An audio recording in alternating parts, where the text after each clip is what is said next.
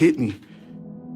A Russian man decided to recreate some of humanity's most common nightmares. He set up scenarios like objects moving on their own, figures appearing in mirrors, and other creepy experiences. During one experiment, he used a long string, similar to what girls use, and unexpectedly discovered a skull. Take a look.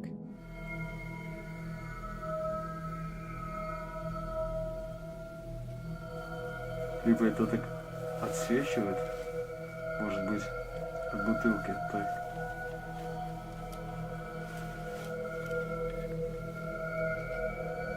Ну это что-то деревянный, какой-то деревянный ящик.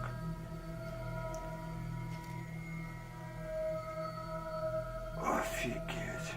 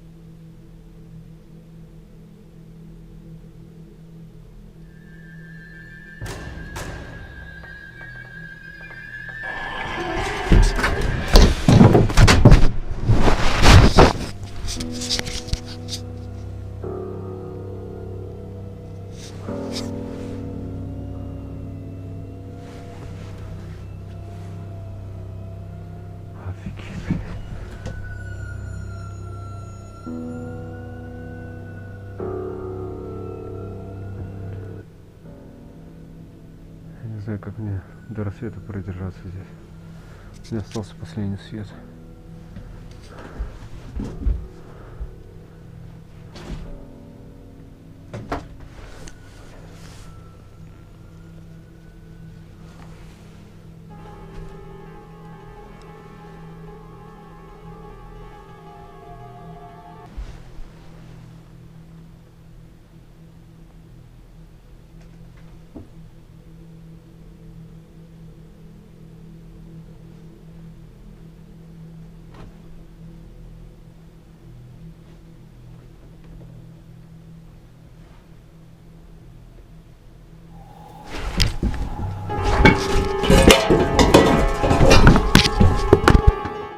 The shocking find left him questioning what other dark secrets might be hidden around him and whether some nightmares are better left unexplored.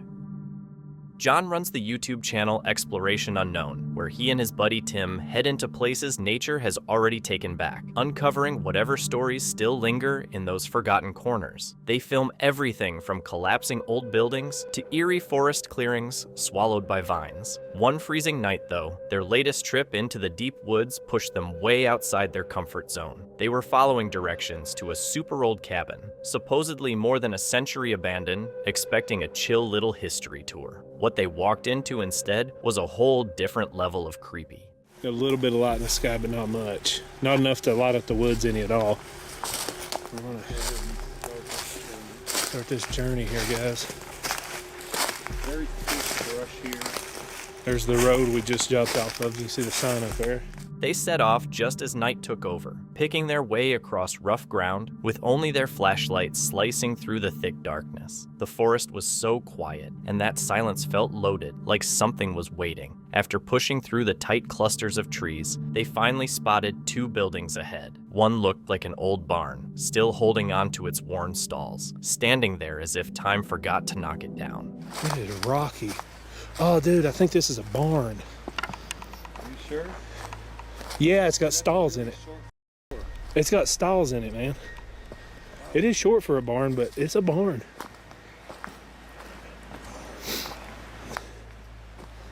Look at this. Oh, dude, it's like, this is in great condition. Dude, look at this. Who's that Charleston? Yeah, that's what I was going to show you. That one over there, too? When they walked into the surprisingly intact barn, the whole vibe shifted. Out of nowhere, a loud noise shot through the quiet, maybe someone shouting or something slamming shut. They stopped and listened, but everything went silent again. That one sound was enough to make them realize there could be someone else out there with them. Dude, it's got the old... Look at this. Did you hear that? Dude. What was that? Screaming or laughing or something? He said this place is haunted, but... I doubt my audio was good enough to pick that up. Dude, guys, if y'all heard that, let me know. I heard somebody yell or something. Check these other two out. Man, I can't believe all these doors are still here.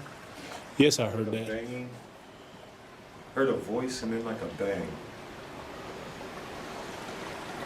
Dude, I hope we're alone up here. I wonder if there's somebody living in that other building. I don't know, man. They kept moving toward the main cabin, staying alert even though their nerves were already shaky. That tension only spiked when they spotted new footprints in the muddy path, proof that whoever had been out there wasn't far ahead. Footsteps here. Somebody's been back here. I just walked through this big old muddy marsh. Yeah, there's all kinds of footprints. Yeah, look at that. So it's been somebody here. Hopefully they're not now, man. And it's muddy. Yeah, I can see right through the windows there. I don't see anybody inside. No. There close to another muddy marsh. Oh gosh, man, I see you. The worst way to go. I'm gonna go this way and see if it's any better. I see rocks I can walk on. What came next rattled them even harder. The cabin had been wrapped in bright yellow caution tape, transforming the forgotten place into something that screamed crime scene. The mystery of why it was there lingered in the chilly darkness, pushing them to keep going and uncover whatever was hidden inside. Dude, there's caution tape all around it. What the hell? Why is it there? Hello? You might hear? Dude, this is a cool cabin, though.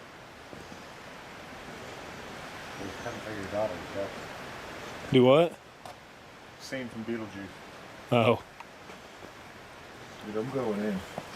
They carefully slipped past the caution tape and stepped inside, only to find a place practically falling apart. Every board creaked under their boots, making it feel like the whole cabin might collapse at any moment. Once their eyes got used to the dim interior, something strange stood out. It wasn't one cabin at all. It looked like two different structures clumsily fused by a huge stone fireplace, hinting at a history that was definitely hiding something.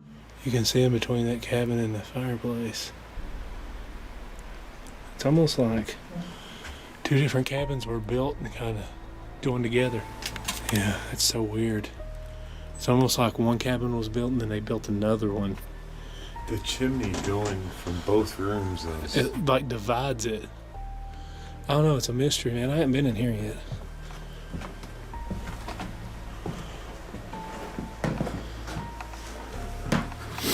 Fireplace looks pretty much the same, minus the massive giant angry spider. See the size of the door? Yeah. Yeah, and Tim's, you're about what? 6 foot. 6 foot, yeah. This is open. It's sealed with looks like mud or cement or rocks or something. I have a There's theory glass now. in there too. I have a theory. I believe this side was originally the kitchen. You think Okay. that could have been the port for like That the was the stovepipe that went through to the chimney. Okay. That's going to be my theory. Because back in the old days, they used to keep how the kitchen was a separate building. Yes. So what I'm thinking is they converted this into like another room of the house and added this side of the fireplace in. You can see some structure issues. The axe marks. Yeah. And it looks like there's another room above us with a floor, but there's no way to get up.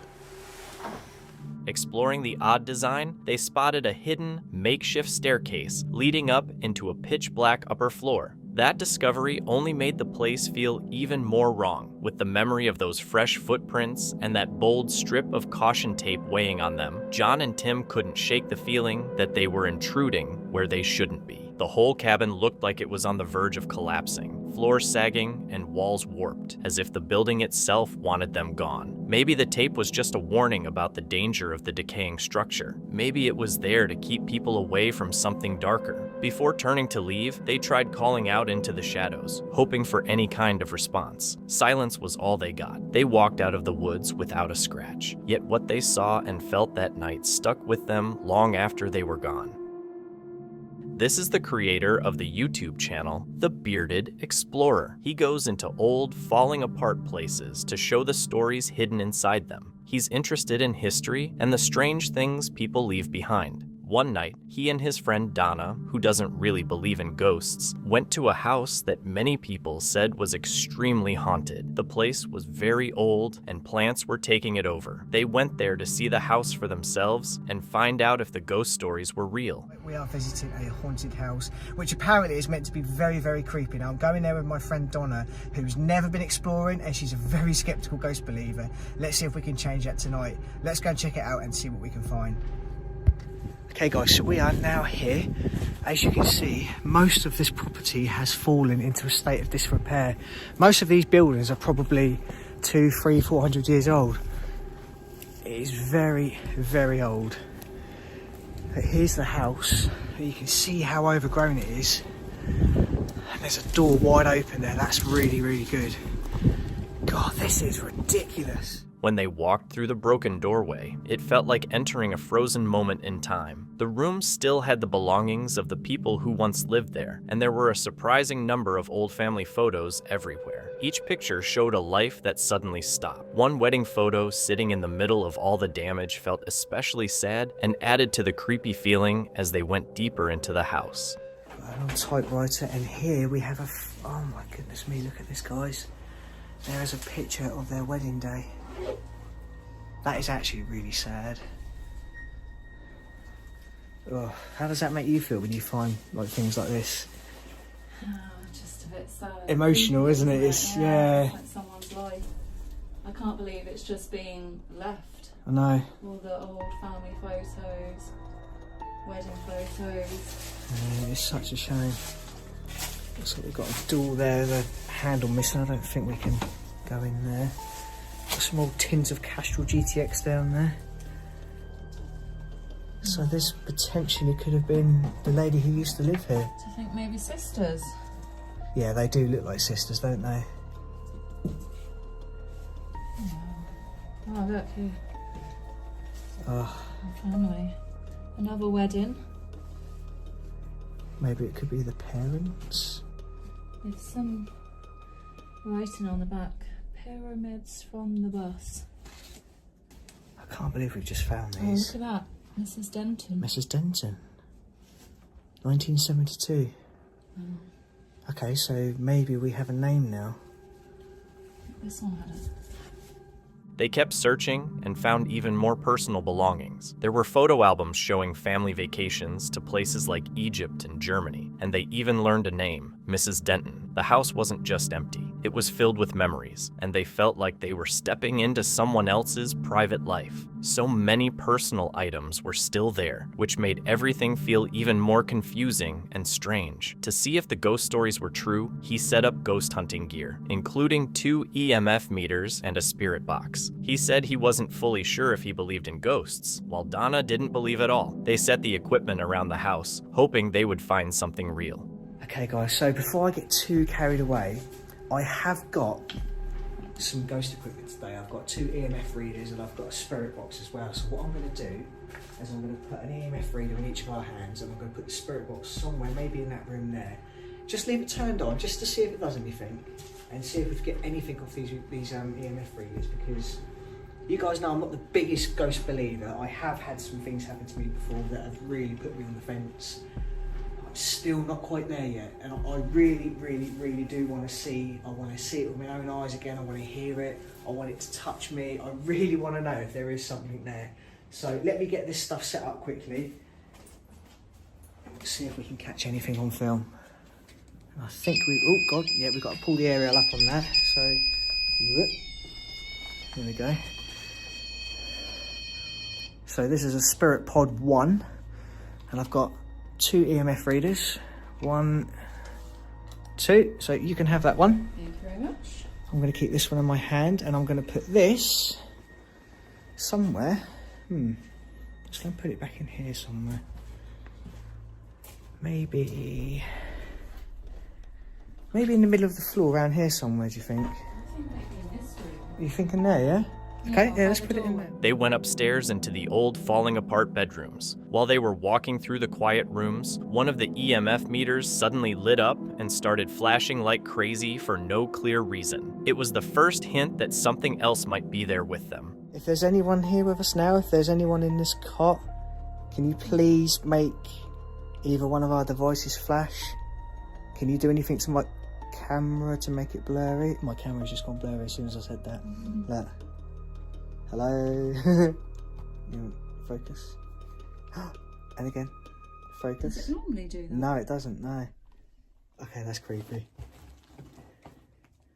What does that say? Is it schoolwork? I think it's, Why is is it there keep anyone doing here with us? Would you like to come and talk to us? Oh my god. Oh my god. Oh my god. Wow. Thank you, Dioc. Is this a happy home? Yes, with your family. Thank you. Oh my god. Thank you. It looked very happy. You have a big family and lots of children. That's incredible. Would you like us to look at the photo albums? Yes. Should we go downstairs and look at the photos? Right, okay, let's go downstairs and see if we can get anything else, because this is quite... Let's go and have a look at some Oh my wonderful memories and God. photos. This is unbelievable. Okay guys, so we're just coming back downstairs. Oh! I didn't realise you left your torch, flipping heck. I was going to say, what the hell was that? It's going off again. Is it? The activity picked up a lot in what looked like a child's room. When the explorer stood near an old cot, his camera kept going out of focus for no reason. Donna started asking questions, and the EMF meter reacted like it were giving real answers. Whatever was there said it was happy they were there and told them to check the photo albums downstairs. When they went back down, the responses became even stronger. The EMF meters on a photo album kept lighting up as they asked questions about the family's life. Things changed from friendly to frightening when they asked for a physical sign. A loud crash came from the next room, like something had been thrown. I want it to talk to us. Yeah. Talk to me, just talk to me. Whoa, whoa, whoa, whoa, whoa, whoa. You're right. Thank you. Sorry, that really scared me. I'm sorry. Thank you. Thank you for giving us a sign. There's nothing there. Who the hell? Thank you. I'm sorry. You scared me. I know I asked for it. Thank you. Dear. Thank you. Oh my god. Thank you.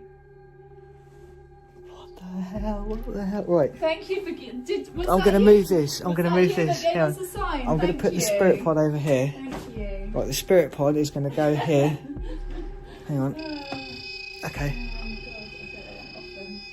I've put it on the fireplace and it went off. That's odd. Thank you. Can you make our spirit I'm pod coming back go over off, here. please? I'm coming back over here.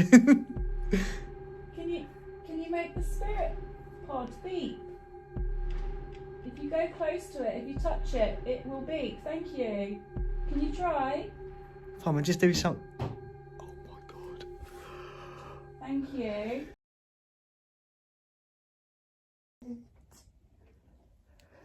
Are you trying to get our attention?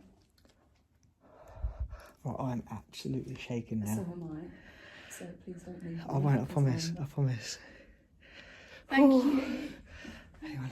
They were scared and trying to make sense of everything when the strange activity continued. The explorer stood still, terrified, as he saw a jewelry box move on the floor without anyone touching it. That was enough for them, so they rushed out of the house. They got out safely, but the moment stuck with them. What started as a search for answers turned into a frightening experience that made them think spirits might still be there. The house left them wondering if the ghost wanted to share something, or if it was warning them to leave. The bearded explorer caught something shocking that showed some places are better left alone.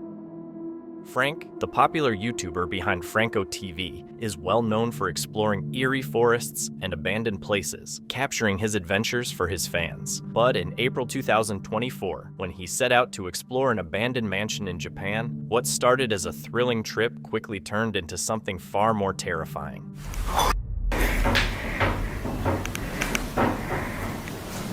¿Quién está?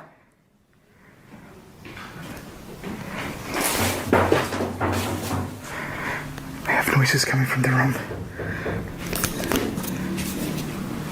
Hola.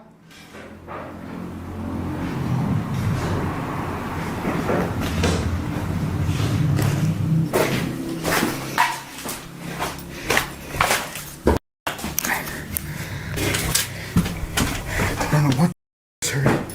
It sounds like somebody coming in here.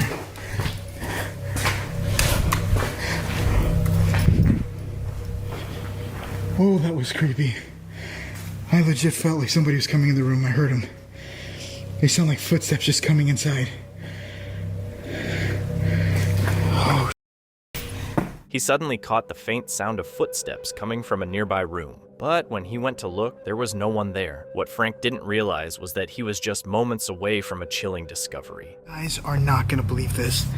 I was doing some exploring before I went to the back mansions and I found a whole new area to this location. Just as big as what you see here, one that's completely hidden in the dark. Look how big it is. And it's all abandoned. Not a single person here. That looks to be like a window open up there.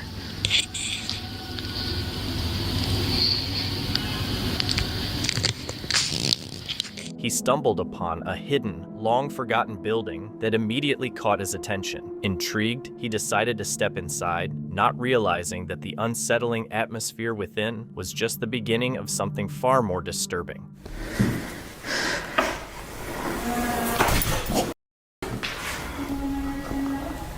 Hola? Listen.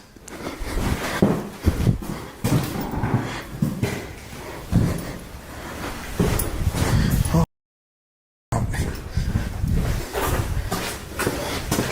Nope.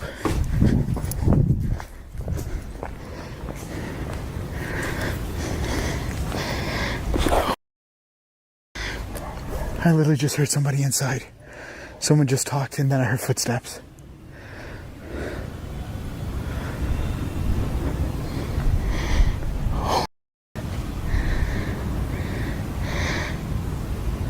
I feel like I'm being watched.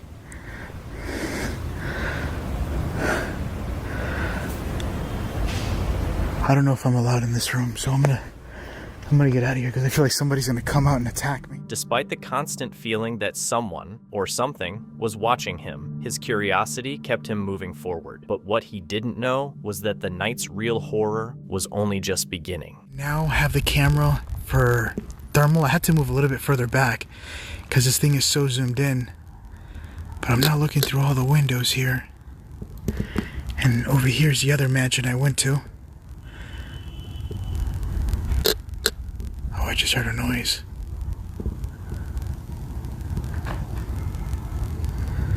Alright. But this is the creepy mansion I wanted to check out. That right there is the door where I saw it moving the last time. And that's the second floor.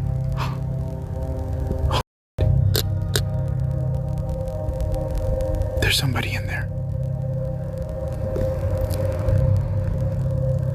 On the second floor, there's somebody in. Worried about what could be hiding inside, he chose to leave the building, and luckily, he made it out safely. Meet the urban explorer behind the YouTube channel, Uninhabited. He goes into old, falling apart buildings to show the stories left behind. From abandoned hospitals to ruined homes, his channel highlights the strange beauty in decay. On this trip, he visited a haunted house attraction that would be his creepiest exploration yet. He focused on an abandoned escape room in Tennessee that had closed unexpectedly in 2022. This wasn't just any attraction. It was once considered the scariest in the state and was famous for its unsettling themes, including Ouija boards and fake satanic rituals. Today we were traveling to Tennessee to explore an abandoned escape room haunted house that shut down unexpectedly in 2022. At one point it was ranked #1 scariest in the state and included disturbing themes including unstable floors, Ouija boards, and at one point they would have you summon the spirit of Satan. People were given a flashlight and would enter a maze of jump scares and try to find their way out.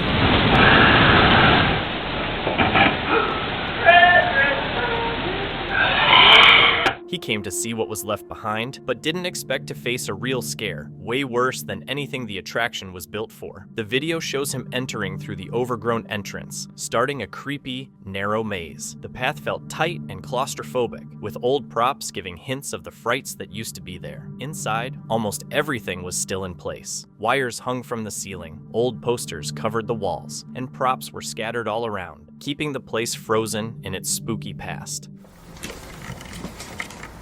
There's a TV. Oh, there's a poster. There's like posters up. There's a piano. Why the long wait? Due to the tight nature of the maze, we just try to send 5 to 7 groups. So this must be where they started.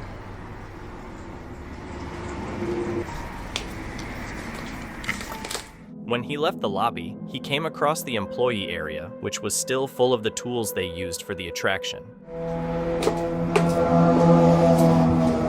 These were all the costumes. These are creepy right here.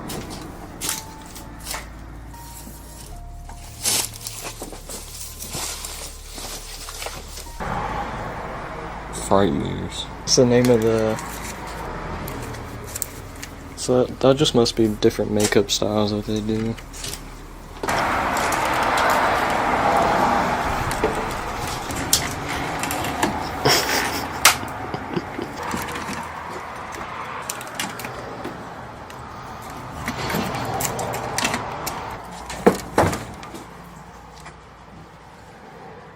Costumes hung lifeless in the shadows, and posters showed the different makeup looks for the scare actors. Old books and calendars from years ago made it feel like the place had been frozen in time. 2012. That's when it first started.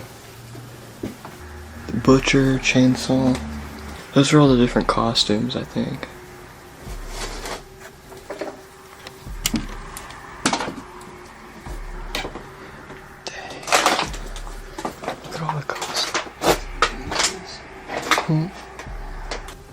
That's just the front lobby.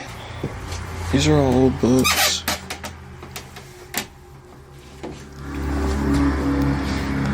And then all the old... I know. This is all employee stuff. So, once you get through the maze outside, I think this is where you would come in. It's so creepy. The farther he went into the attraction, the creepier it got. Each room was more disturbing than the one before. The scariest part showed up when he entered a room made to look like a twisted, dark church, complete with a spooky archway. This is like a church in here. I don't know if you saw this. Like a little church. 312. Isn't that from a movie?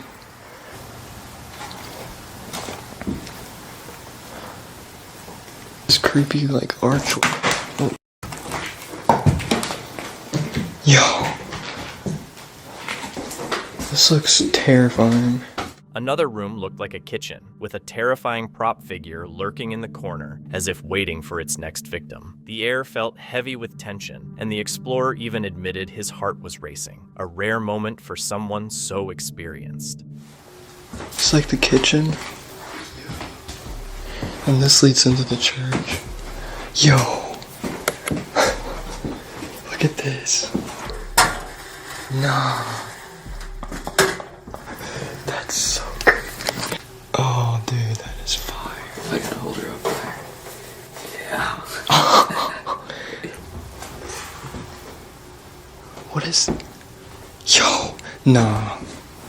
I don't usually get scared in abandoned places, but this is just so creepy.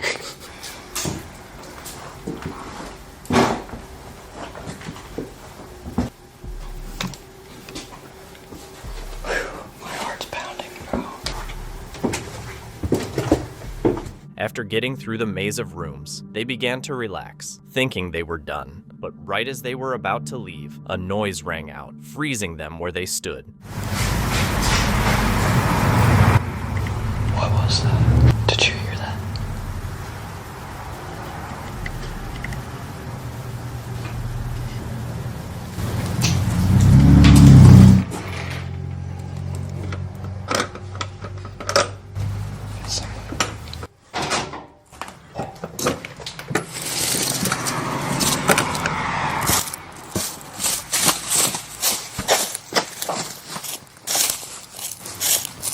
It wasn't just the old building creaking or an animal moving around. It was the clear sound of footsteps. Someone was walking inside with them.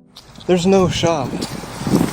I know you heard all that. That was somebody walking 100%. Panic hit. They weren't alone. Knowing it could be dangerous, they ran straight out of the building. Once outside, they tried to figure out what had made the noise. They hoped it was just a cat, but both agreed the sound had been way too loud and heavy for that.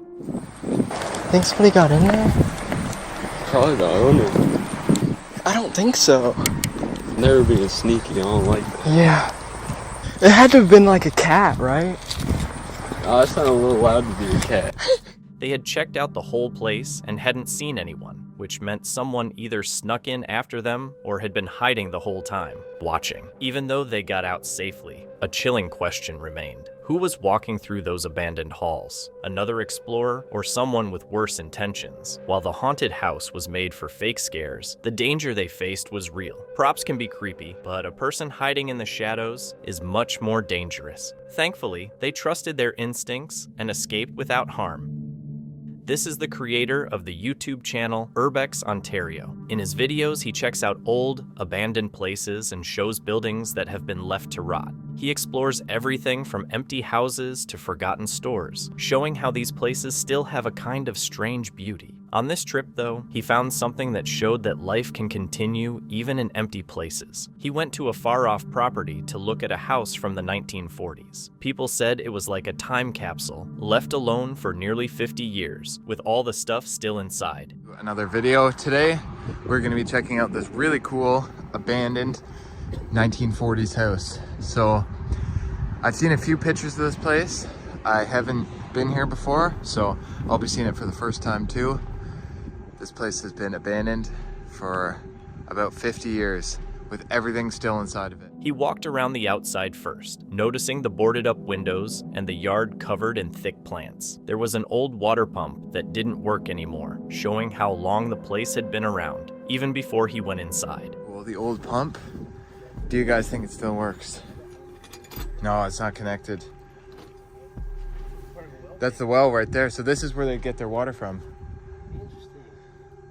So when this house was first built, they probably didn't have running water. You'd have to come out here with a bucket and pump it. It's not connected anymore, but... After looking around outside, he was ready to go in and find out what had been kept hidden for so many years. The moment he stepped through the door, it felt like he had gone back in time. The front porch area was filled with old things like a dresser from the 1950s and an old desk. A big wardrobe had fallen over, its mirror broken, showing how the floor under it was slowly falling apart. What's this big wardrobe here next to the door?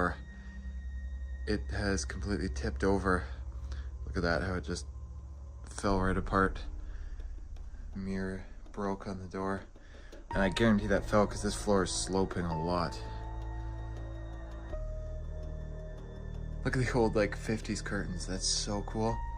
As well as this couch. When he walked into the living room, things felt even stranger. A very old TV was sitting in the middle of the room, with couches from the mid-1900s around it, like the people living there had just left one day. He said that going into a place like this felt almost like time travel, because you could really sense what life used to be like there. It feels like you're in like the 50s coming into this room, like these old couches, you know, 50s, 60s style. Even the TV almost feels like, I don't know if it's quite that old, but it definitely kind of has that feel to it.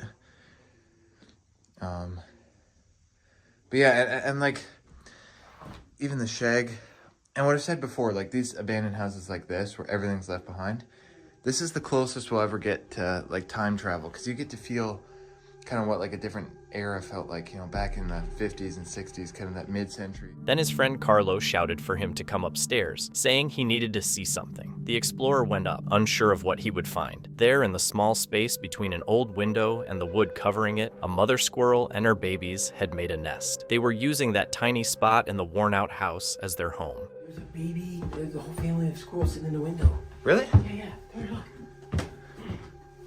Is this the first time I've seen something like this? Oh, wow. Look at that, guys. The mother's at the top. I wanted you to come up here quickly to film this, because this is kind of neat. There's the mother, and then the babies are they're in between the glass and the plywood. So they can't come in the house because the glass is there. Yeah. I don't want to scare these guys too much. Gone, but there's the baby squirrels. How cool is that? Hey, buddies. It was surprising to see such a clear sign of life in a place that had been quiet for so many years. They watched the squirrel family for a bit, then left them alone and kept looking around the house. In the dining room, they found something amazing on the table. It was a newspaper dated Thursday, July 24th, 1975. That one newspaper gave a strong hint about when the house was likely abandoned. Toronto, Thursday, July 24th, 1975. Is that when this house was abandoned, guys? I don't know. Look, you got some recipes on there. If anyone wants to make egg loaf, there's a recipe from 1975. I'll make sure to show the whole thing if you guys actually want to make that. There you go, screenshot it.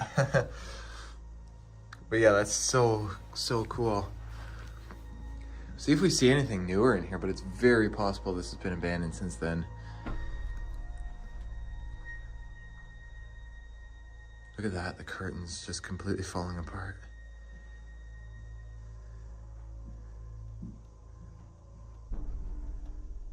So this is where the family would have gathered to eat their meals.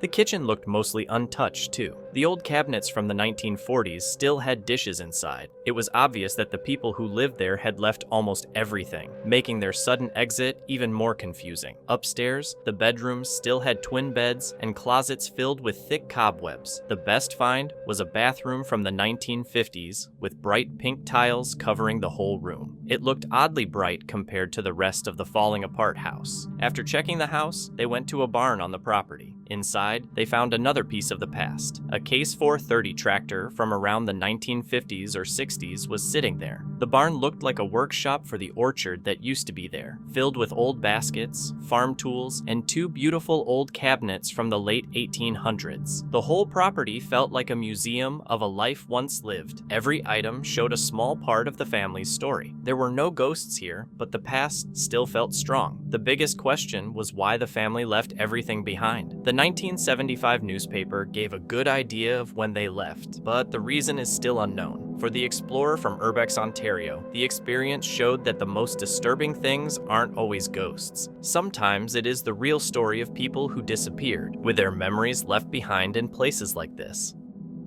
Adam runs the YouTube channel Adam Mark Explores, where he dives into some of the most haunted and long-forgotten places on Earth, uncovering the stories and strange mysteries hidden inside. From creepy abandoned asylums to crumbling old mansions, he documents everything weird and unexplainable, using his ghost hunting gear to try and reach whatever might still be around. During one investigation out in the Welsh countryside, he ended up facing something far more heartbreaking and terrifying than he ever expected. He had found an abandoned farmhouse in North Wales, a place untouched for decades, with all the belongings left exactly as if the people inside had simply disappeared. What is up, explorers? We are back on another haunted abandoned adventure, and we have come to North Wales to investigate this old time capsule house. This house was built over 250 years ago and it looks absolutely amazing. Gonna head inside, check out what's left, see if anybody remains in this house and see if we can help them. The house's past was basically a giant question mark, with zero records explaining how the family inside could just disappear one day. Curious and ready for answers, Adam and his fellow explorer, Sean, stepped in to see if anything or anyone was still lingering there. They barely got started before things went wild. Even though the place had no power, their K2 meter lit up like crazy, picking up a strong electromagnetic field that definitely shouldn't have been there.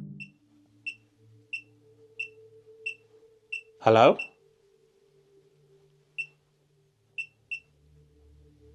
That's interesting. Very interesting. So we've got the spirit talker going at the same time.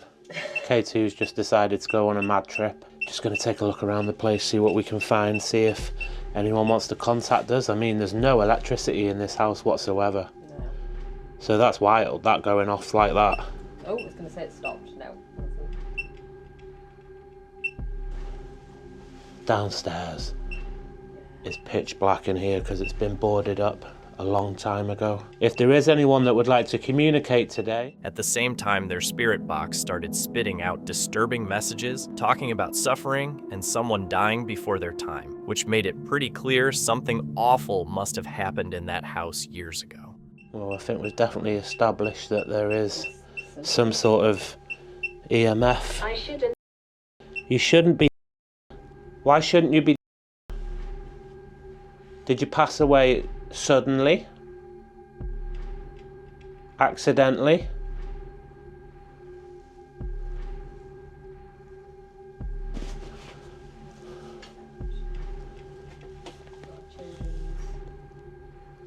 Is there a child here with us today? Do you mind us being in your house? As we said, we don't mean any disrespect being here. We're not here to damage anything. We don't want to disrupt anything or take anything. We settled here. That said it just before we started filming. Oh, it was pool, not cool. I shouldn't be and agree. Hurting. Hurting. Are you in pain now? It was obvious they weren't alone. and whatever was still in that house was already letting them know. Climbing a narrow, shaky staircase, they came across what looked like a child's bedroom, still packed with toys, comics, and little dresses. The atmosphere shifted in a heavy way, and the responses from their gear became more direct and emotional, hinting at something truly sad tied to that room. Oh, they're dodgy. I am Eliza. Eliza. Notice it's all women's names. Yeah. Lisa, Eliza, and Natalie. But look at that doll. Oh. Okay, if there's anyone up in these bedrooms that would like to communicate with us. Burden. Burden. You feel like a burden? Girl's dress. I like using this. You like using this, that's very good. Are these your comics? Were you young when you passed away? I like using this. Get out and leave. Get out and leave. The spirit started sharing bits of a story about water, fear, and not being able to breathe, making it seem like someone might have drowned nearby. Slowly, the heartbreaking history of the house was taking on a clearer and much darker shape. Pool as well. I'm around the water and a pool. Well, we're on an old farm. Scared. Scared. There could be little lakes around here. What are you scared of? Can't breathe. Okay, I'm around the water, scared, can't breathe. That's all very drowning, isn't it? Did you pass away in water? I mean, I feel like we're talking to a kid. You're inside. Things got even more intense when the spirit started reacting like it actually knew they were there. It answered their questions by triggering the devices exactly when they asked, eventually revealing that they were speaking with the spirit of a young girl named Katie. We've come up to the bedroom. That's full on going hell for leather. Oh, I've got goosebumps all over me. That's great. We have the dead bell. We have the REM pod, which is already going off, and we have the music box, which is situated on the stairs there. Wow. Dead bell and the REM pod both going off.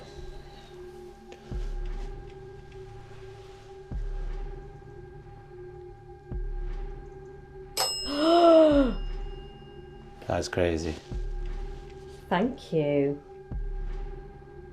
Thank you for doing that. On command. Things took a darker turn when the spirit said it was hiding. Adam asked if it was hiding from something bad, and the response was a very clear yes, followed by what sounded like a distressed cry. It definitely hinted that something far more sinister was in that house with them. I'm hiding here. I'm hiding here. Who are you hiding from? Was there something bad in this house? Maybe on the land? Yes. Could you tell us what it is somehow? That was like a moan. A cry. Ooh. Right in the middle of communicating, one of their fully charged lights suddenly died, which is a pretty common sign that a spirit is drawing power to show itself. The replies kept coming, and the little girl's spirit made it clear she wanted to leave the house for good. Adam and Sean wrapped up by trying to help her move on, telling her to take whatever energy she needed, and making sure any dark presence stayed behind. They eventually stepped out of that farmhouse, but the unsettling questions stayed with them. Did Katie actually find peace? And what exactly was she hiding from in there? Some answers are probably better left buried. Stringer Media's creator is driven by a love for exploring abandoned places and telling the forgotten stories hidden within them. He chases the strange charm of deterioration, wandering through deserted buildings and silent towns with his camera ready to capture what time has left behind. Usually his adventures are eerie but fascinating. On a bitterly cold day in Minnesota, he made his way to an isolated ghost town once home to Cold War radar base workers. The moment he arrived, the tone shifted to unsettling. His first discovery was a car lying completely upside down, as if some invisible power had hurled it there. The housing was purchased by a separate developer, planning to turn the over 100 acres into living quarters once again. The homes underwent a slow process of restoration, but ultimately, in the end, everything was left abandoned. How's it going, everybody? Today we're inside this abandoned ghost town, and already I see a car here that's completely flipped over. This is a scene straight out of an apocalypse movie. And by the quick look I got, it looks like a lot of these houses kind of just left everything behind. The whole thing felt unreal, like the town didn't follow normal rules anymore. The weather was getting worse, but he kept going because he had to see more. He walked into the first house, and the inside was really strange. The place was old and falling apart, yet it still had pretty good furniture inside. It looked like someone was either about to move in or left quickly without taking anything. Look at all this stuff here. This is so weird. You know, a lot of this furniture is really nice. It's like people were gonna move in here. Maybe somebody did temporarily live here. It looks like maybe. Yeah, just look at that. That car flipped over. It's so strange. How does that even happen? How do you flip a car over in the middle of nowhere? This really is the middle of nowhere. It's like the mountains. A clock and a couple other things, a plate.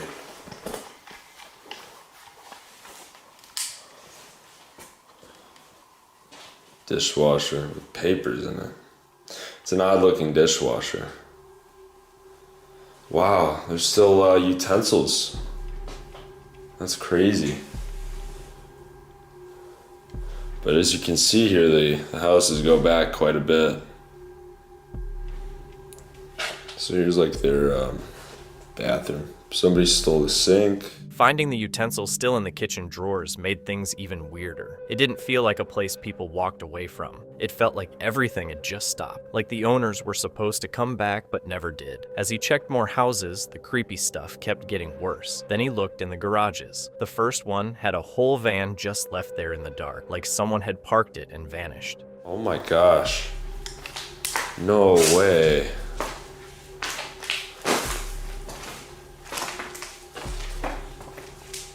There's a whole car in here. Another car.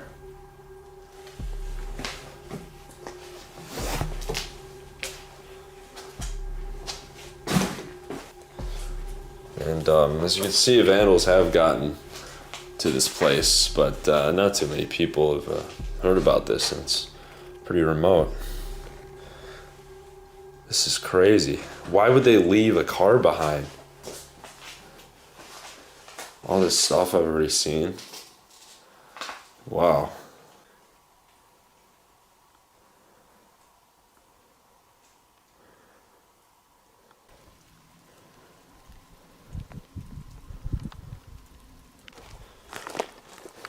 He was shocked, then confused, when he found another car in a different garage. This one was a Suzuki Samurai with painted flames, plus some bikes and a boombox. People didn't just leave their cars out on the road here. They left them inside their garages like they were planning to return any second. You have to be kidding me.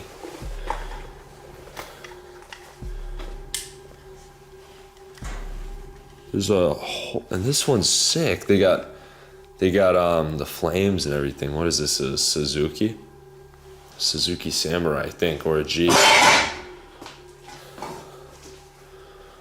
Wow. And this was I think that this was the top for it. There's a boombox and a bicycle, 2 bicycles. Yeah, like legitimately, this is so odd. I've never seen cars in an abandoned neighborhood just left abandoned like this. Absolutely surreal. It looks like they had some cool additions. You don't really see these cars too much. One house stood out the most. It felt like the exact spot where everything suddenly stopped. There were dishes still in the sink and shoes lying on the bedroom floor, like the people living there had just paused their day and never came back. It really just looks like these people just got up and left.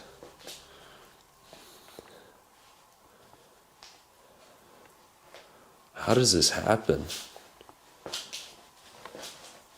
They still left their dishes in the sink.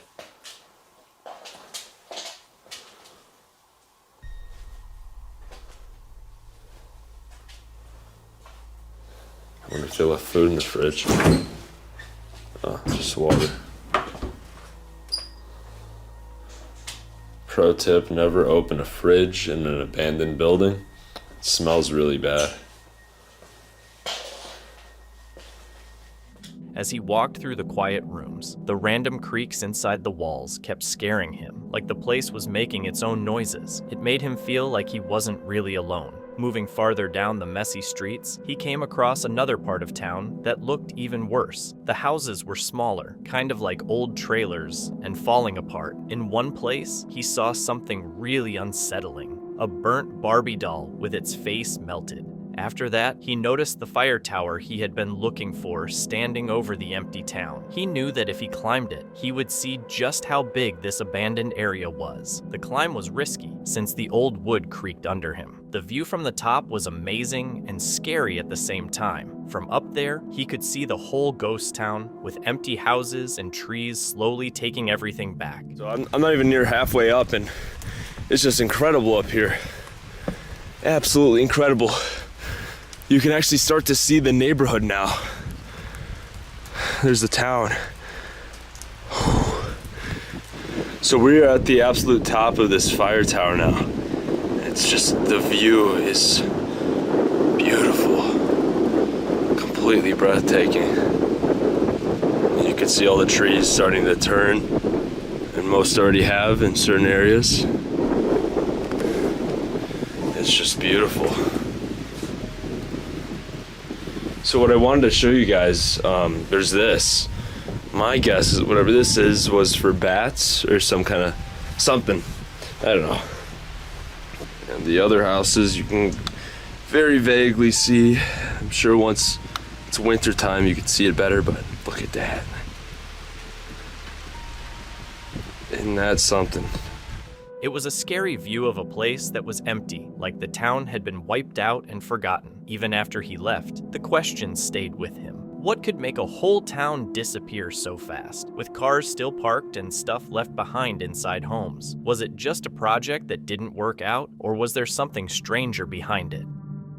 Meet Dan from the YouTube channel Exploring with Fighters. Dan and his friend Wes aren't typical urban explorers, since they are both MMA fighters. They explore old, abandoned places, but their fighting background makes them look at danger differently. They might be ready for a real fight, though one trip pushed them in a way no opponent ever had. They visited the Horncliffe Mansion in Lancaster to record how the place had fallen apart. The property also had a strange car graveyard full of old Jaguars. It had been left alone for a long time, with nature slowly taking over. Today we're at the Horncliffe Mansion in Lancashire, not far from Blackburn. I'll turn it around now so you can see it.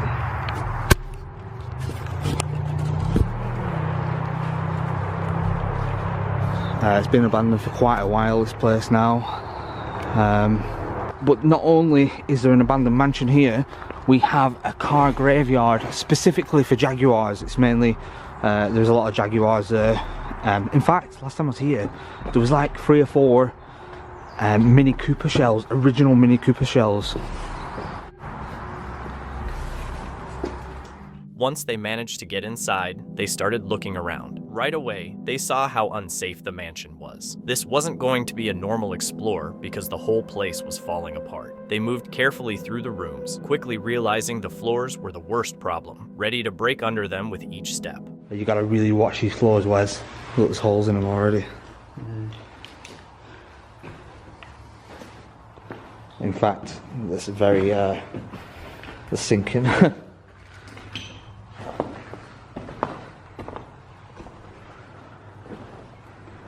As you can see, there's holes in the floor here, and there's quite a big drop down there.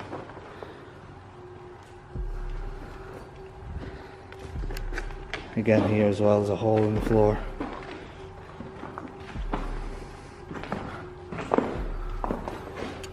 All the roof's gone, look at that. It's second floor, the second level is completely gone. That looks like it's been removed. It's been removed at a different time. Yeah. Farther inside, the level of decay became impossible to ignore. Parts of the roof had collapsed completely, and bits of debris kept dropping around them, reminding them that the place could come down at any moment. Even with the danger rising, they couldn't help pushing further into the mansion's ruined core. Their path eventually took them to the dark basement below. The air grew tighter and the spaces narrower as they followed twisting hallways lit only by their flashlights. That's when they stepped into a room that made them freeze right where they stood. I've got to think about walking behind and not having a light. So I can just turn around like this. So someone's been enjoying a beverage down here. See now, these are the unsafe parts I was telling you about with the wooden floors. You just fall through at any moment. You can see, look at the wood there. The wood just decaying. Look at the state of the wood. Made kitchen area. Farther inside, the level of decay became impossible to ignore. Parts of the roof had collapsed completely, and bits of debris kept dropping around them, reminding them that the place could come down at any moment. Even with the danger rising, they couldn't help pushing further into the mansion's ruined core. Their path eventually took them to the dark basement below. The air grew tighter and the spaces narrower as they followed twisting hallways, lit only by their flashlights. That's when they stepped into a room that made them freeze right where they stood. This looks like some kind of torture chamber. We've got chains here, we've got the benches, it's all stone. We've got some kind of furnace. You know, it wouldn't surprise me if that was some kind of incinerator for bodies. Yeah. You know, look at that. This looks like a perfect place to have a funeral parlour. You didn't see that already. No, it's got the exit to the outside, so it'd have been a loading bay. Yeah. Might even be the kitchen. Well, yeah, there's been a cold cellar, and obviously the Nazis have been here. We've got swastikas there. It's really cold there.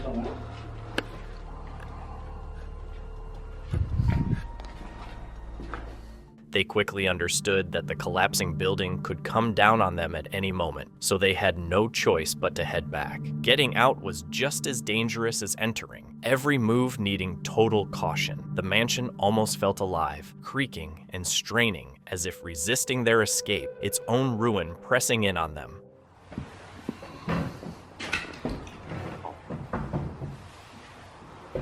Starting to get a bit softer as you get further up.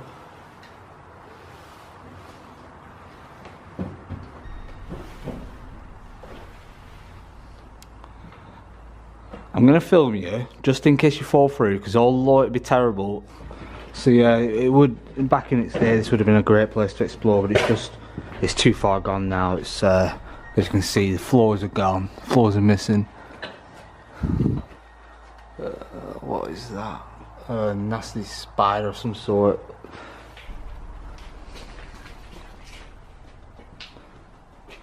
And yeah, this is where we came from. Just watch this floor is the worst. We can get out and sell it if you want to. How? There's like an open window flare.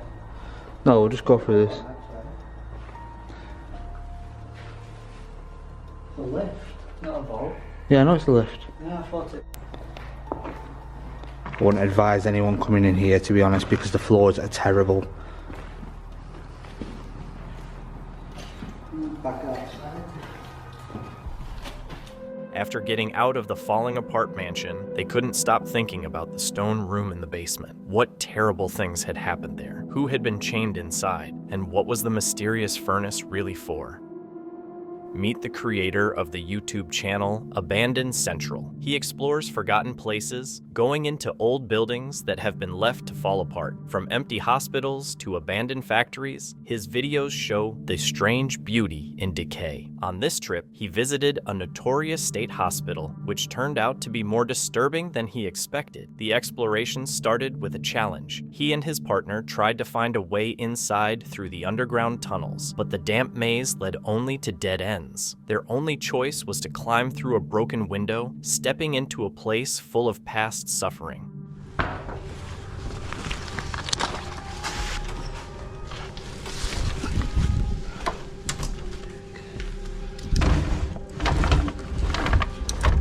So we just got in that window right there.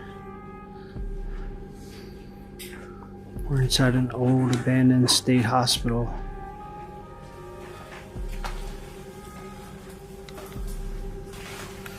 Alright, we're heading up to the jogging trail. The conditions were basic, with holes for toilets and candles for light. After a patient-on-patient tragedy, iron-grated cells were added, not for safety, but to constantly watch the patients. People were admitted for shocking reasons, like arguing with a police officer or trying to become independent, trapping innocent people in a cruel system. As they explored further, they found eerie reminders of the past: a lone wheelchair in a hallway, a nurse's station where medicine was passed through a small slot, and patient rooms with tiny circular windows. Look how small the windows are on each door. No wonder you would go crazy in there.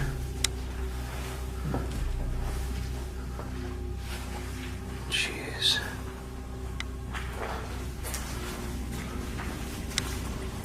Another real big day room.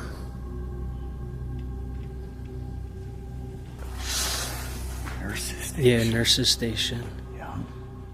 The building itself showed signs of constant overcrowding and struggle. History revealed that in the 1920s, the hospital ran a forced sterilization program that affected over 7,000 patients, a shocking scandal that wasn't uncovered until decades later. Eventually, they reached their main goal, the morgue. The room was cold and grim, with 6 body vaults in the center that looked like large pizza ovens. So here's the morgue.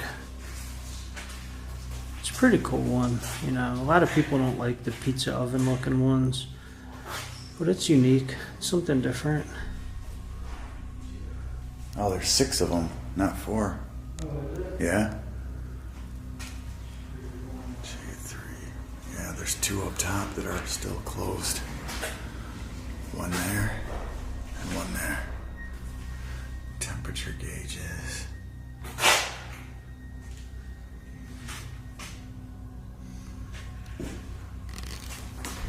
That one's grimy. And then there's another one there.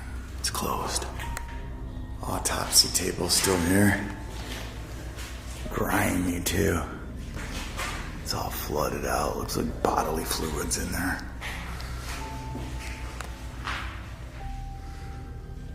Look at this thing. Can't believe it's still in here and still hooked up. This is all copper piping. Nobody's scrapped all this copper still here. Nearby, the autopsy table was still there, covered in stains and surrounded by nasty, stagnant water, a grim reminder of all the deaths that had happened in the hospital. It was the final stop for so many who went through the place. After checking out the first building, they headed to a second one, staying careful since security and staff were nearby. This building was even worse. A huge tree had grown right through the wall and ceiling, messing up the structure. Things got really tense when they saw a maintenance worker just 10 feet from their window.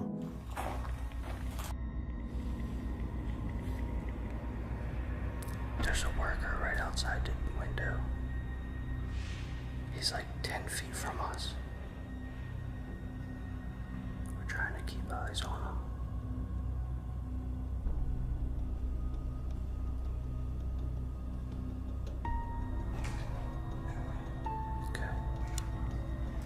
They stayed completely still, hoping the worker outside wouldn't notice them hiding. That close encounter snapped them back to reality, reminding them that the property was still being patrolled and getting caught was a real possibility. Luckily, their risky exploring paid off when they found something incredible. In the middle of a wrecked building that was nearly collapsing, there sat a perfectly preserved old dentist chair, tools still attached if someone had just walked away. It looked so bizarre compared to the rest of the destruction that it almost felt like a scene frozen in time. They eventually slipped out without being seen, but the dark past of the asylum sticks with anyone who visits. Thousands of people suffered there, faced horrible treatment, or died without recognition. That pain seems to cling to every hallway and broken room. with a graveyard full of nameless burials on the grounds. It's no wonder the place has a reputation as one of the most haunted in America.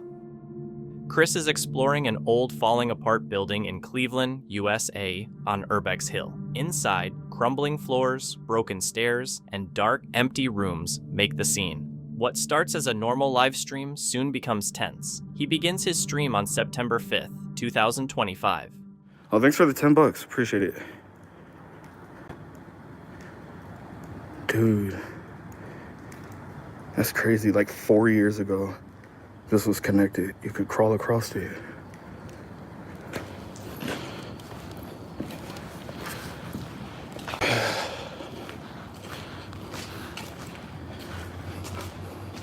Chicago.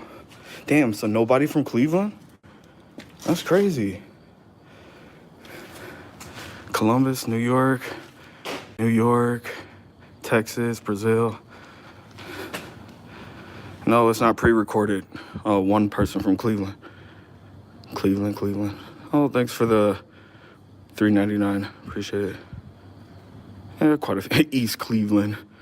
Okay. I don't even think there's internet in East Cleveland. They're still trying to figure things out. It's just a joke. Just a joke. These stairs like wobble too now. That is wild. Yo, anybody exploring this, be careful. Seriously. You could feel it wobble once you step on that part right there.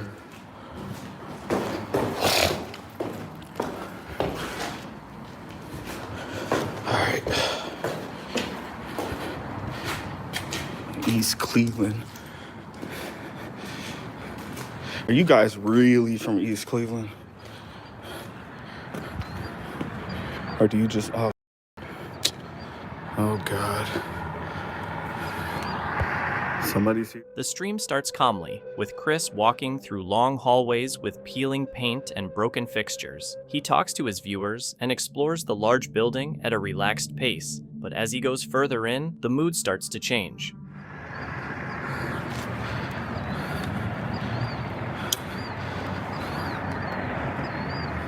Wonder if they're watching it live. Oh, it's a bunch of them. I should scare the out of them. I'm not going to, though.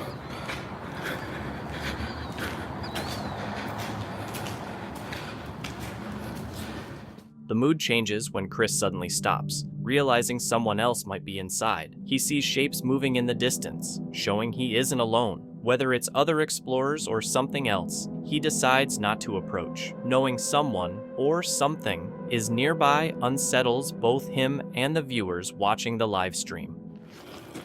All right, here we go, y'all. Oh, these stairs are fucked up.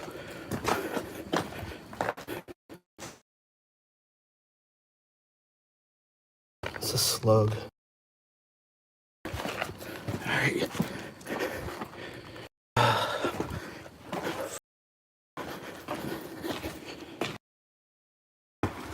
Here we go. Good so far, good so far. All right. Oh, losing you already. Beautiful.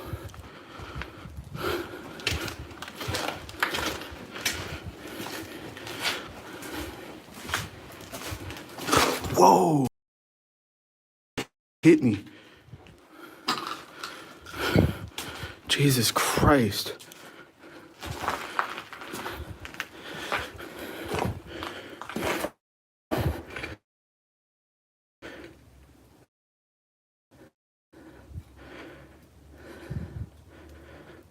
Nothing I can do, guys.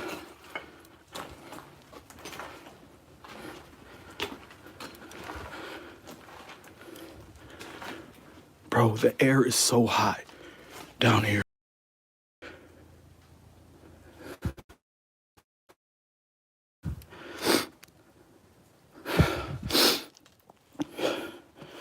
I have to take the mask off. It's too hard to breathe down here. It's because it's been raining.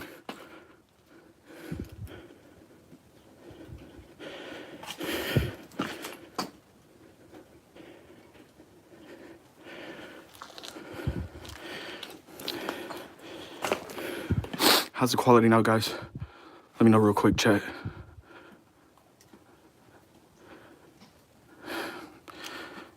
Nothing.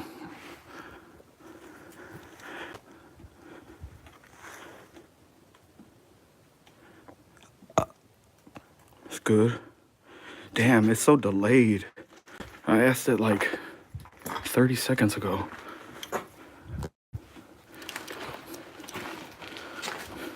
I don't know who did that. I'm telling the truth, I did not do that. It's been here for a while though.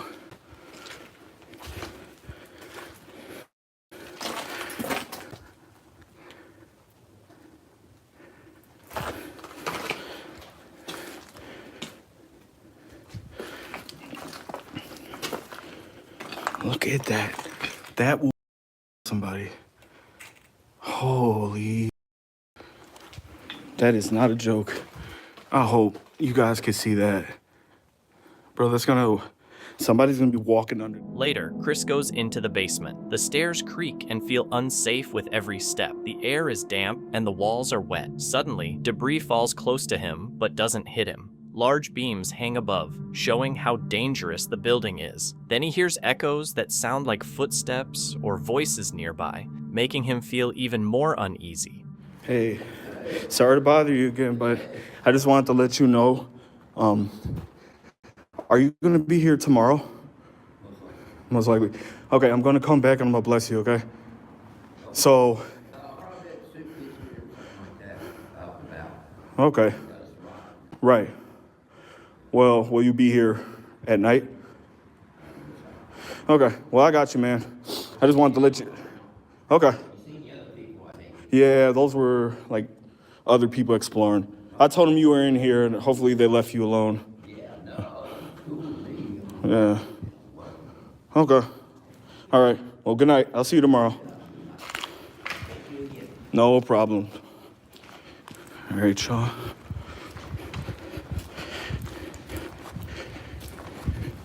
I might help him out tomorrow. I would have done it tonight, but I don't have any money on me. So, but I got a bunch of flashlights at home from exploring. I got, stuff I can give him. So if he's gonna be down here in the dark, he at least needs a light because you can see he's sitting in the dark.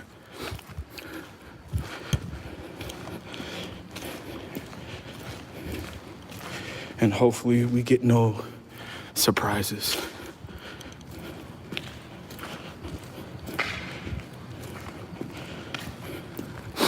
How's alive? Can you Going back upstairs, the tension eases when Chris meets a homeless man resting in the building. Their interaction is short but respectful, showing that not everyone in these places is dangerous. After leaving, Chris reflects on the night. The collapsing stairs, falling debris, and heavy atmosphere all showed the risks of exploring alone, and the presence of others added even more danger.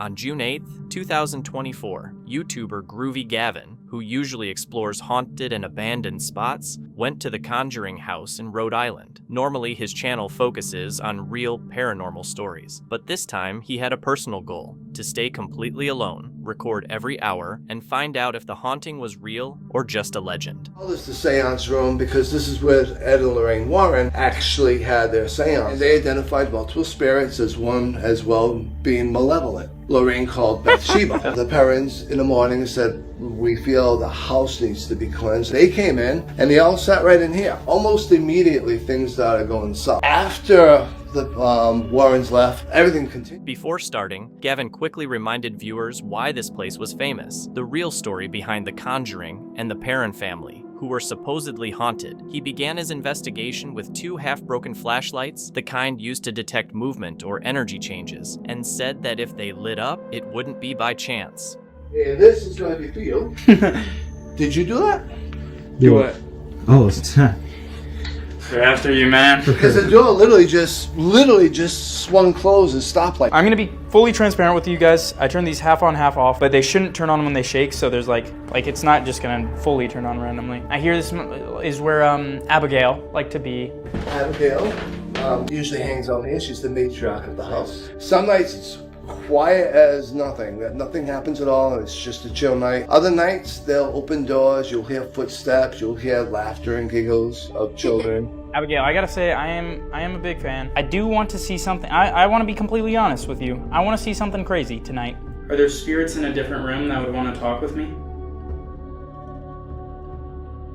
I keep hearing creaks up directly above us. But one of the things that we do have up here are a couple of children. One of them specifically is Henry. He's around 9 years old. Allegedly, he drowned in the area. You'll hear footsteps and him running back and forth, and you'll hear something like this. Henry, would you like to play a game with me? Is there anything up here in this room? Come on, Henry. I know you want to play. I'm like the scary one. The ghosts are scared of me. So this is the middle bedroom. I've laid on this bed for investigations, and I literally felt someone tug on my ankle. Do I want to get my foot tugged? No. Do I want to lay on a bed right now? So feel free to tug. Pull off one of my shoes. Whoever's in here, slap me in the face. Kinky. Oh, if it's a kid, that was a bad thing to say. Definitely heard something. Is Henry up here? Is Henry up here? Henry, is that you? That was a very odd time. In Abigail's room, called the matriarch's room, he whispered and listened. Faint creaking came from above, slow and steady, with nothing else moving. Next, he went into Henry's room, where a 9-year-old boy had reportedly drowned nearby. He stayed quiet and soon felt a gentle poke and heard tiny footsteps on the floor. Okay, so this shouldn't go off. It does that when it turns on. Alright, well, now I'm alone in the room where someone apparently got possessed. Alright, library. Just ring for a kiss. Okay, anyone in the chair? Oh, wait. No. Oh! It's not the light, is it? Nope, that was something. That was something for sure. That was something. Okay, stay right there. Is there something here? This thing keeps going off. This usually doesn't work at all for me. Is there something you want me to do? Holy cow! Oh my gosh! I'm gonna turn it off. Dude, something's gotta be in this room. Is something here?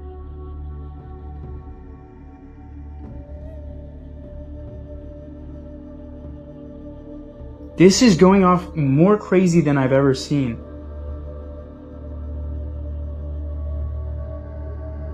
Welcome back.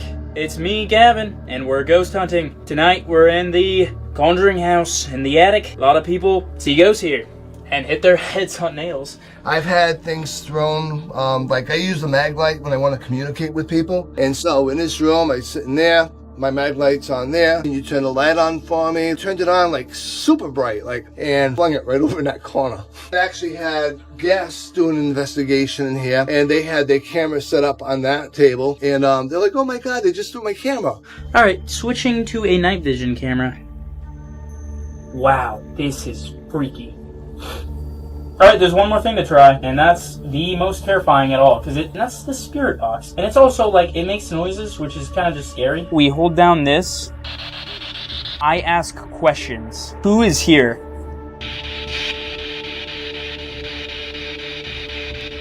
Is Henry here? Almost sounded like yes, but could have been something else. Henry, do you want to play with the lights? It sounded like no pretty clearly. Where should I go to talk to you guys? Kind of sounded like the woods. Will I get activity in the woods? Always, maybe? Did Ed and Lorraine try to get rid of you? That was creepy. It sounded like me and the little kid voice. Should I go to the basement? Yeah, kind of sounded like. And I just get like a yes, maybe? No. Okay. Let me turn on the actual camera. Ouch, my butt cheeks. No way. In the seance room where Eden and Lorraine Warren once did their ritual, Gavin used an EMF detector. The device kept switching between green and red with no clear pattern. "If something's here, show me again," he said. And the signal spiked one more time. Then he tried the spirit box, which scans radio frequencies for words, and through the static, he heard faint responses like woods. He then chose to follow it on his own. Wow. I'm like low-key seeing things a little bit. Hello?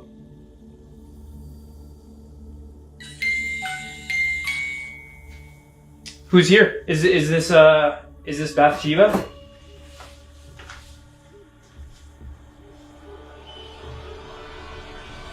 Yeah, this is the area that freaks me out the most. I haven't even gone into the forest yet. Dude, I feel heavy down here, man.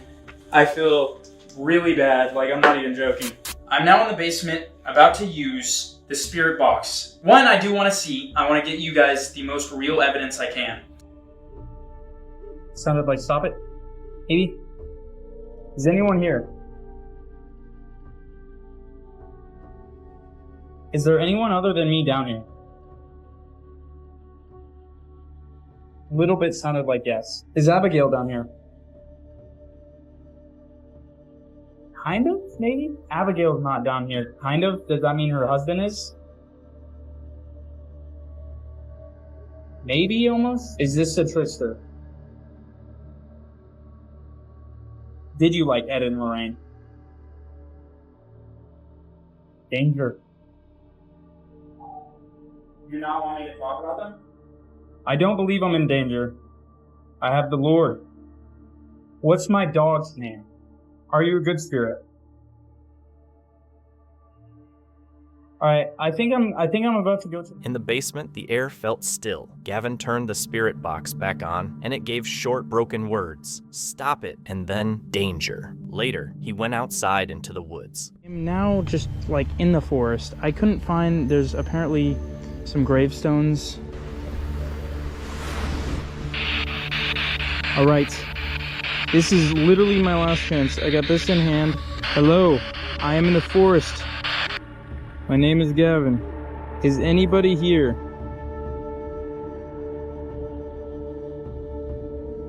That sounded really similar to yeah. Who is out here?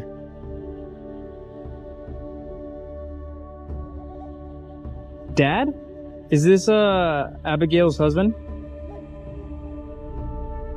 What's your name?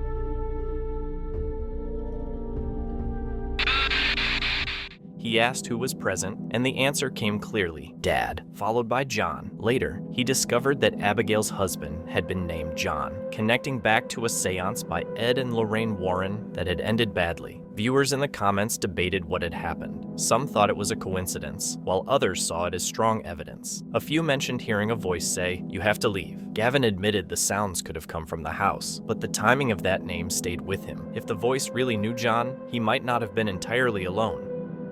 This video comes from Exploring with Tom, a UK-based YouTube channel known for uncovering forgotten places, abandoned schools, crumbling factories, and eerie remains of old institutions. On July 7th, 2021, Tom and a few friends explored one of their creepiest spots yet, an abandoned university zoology building. Once alive with students, experiments, and the buzz of fluorescent lights, the building now sits in complete silence. The labs are covered in dust, and the hallways echo only with traces of what once was.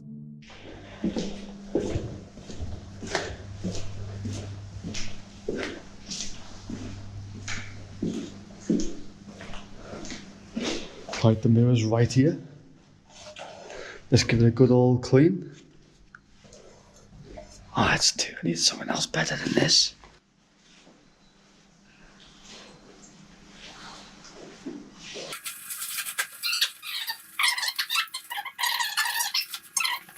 Right, Danny, how do we turn the light off?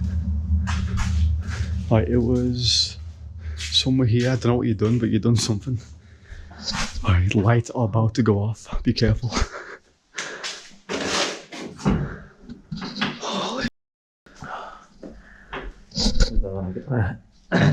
Be prepared. Got my light on, ready. Okay, that Snapchat story Right, going. so we're gonna go complete darkness now, as you can see. It's light as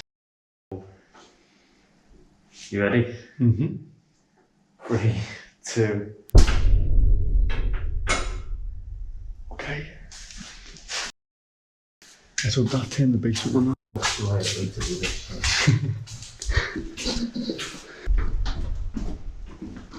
Hey. This is gonna be so fun. Yes. Right, complete lights off, Dan, you ready? Right now, let's just do it. Right, we both have to... I'm not doing the middle one. I want you to do it. Come on, sit down, let's do it. I'm not doing it. You sure? I'm not doing yours.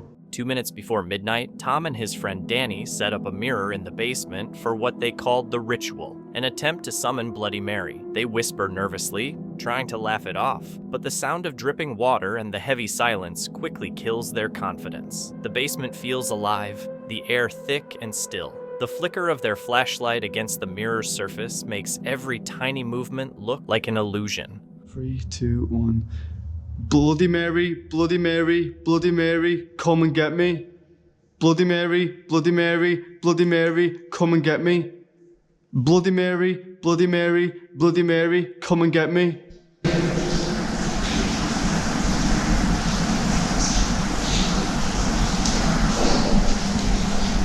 Almost instantly, faint footsteps echo behind them, followed by strange, distorted sounds that seem to vibrate through the walls. Both men freeze. Something unseen is moving in the darkness.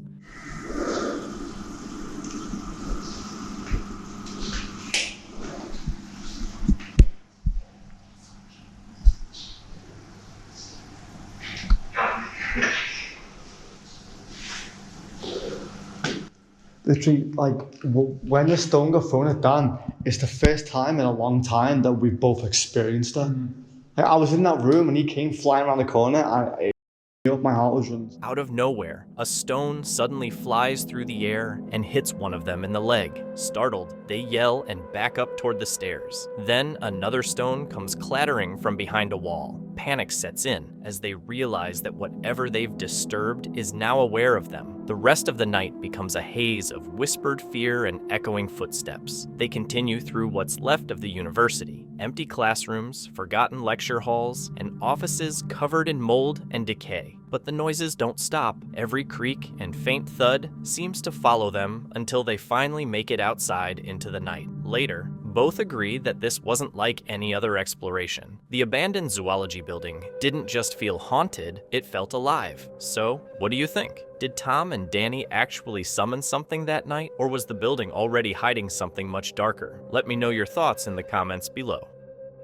This video comes from SPRT72, a US-based urban exploration and adventure channel run by Alex and Cole, known for taking on some of the most dangerous and off-limits places in the world. On November 10th, 2022, they set out for another exploration, this time to the abandoned Hazelwood Hospital in Maysville, Kentucky. But things didn't exactly go as planned. The hospital sat hidden behind overgrown woods, its windows shattered and doors half buried under years of debris. As they carefully made their way closer, their cameras captured every haunting detail of the building's slow decay, a place long forgotten, untouched by life for decades. We found a door. We're gonna see where it leads.